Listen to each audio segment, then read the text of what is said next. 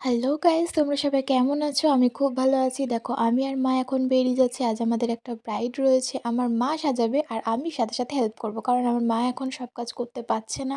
আমার মায়ের শরীর খারাপ, সেই জন্য। তাই আমি সাথে গিয়েছি যাতে কিছু হেল্প হয়। সাজানোর ফুল ভিডিওটা আমি তুলতে পারিনি, কিন্তু লাস্টে ব্রাইডের কমেন্টটা কী ছিল সেটা তোমাদেরকে আমি একবার শোনাবো। সাজানোটা কেমন হয়েছে? খুব সুন্দর হয়েছে। আর কেউ কিছু বলছিল?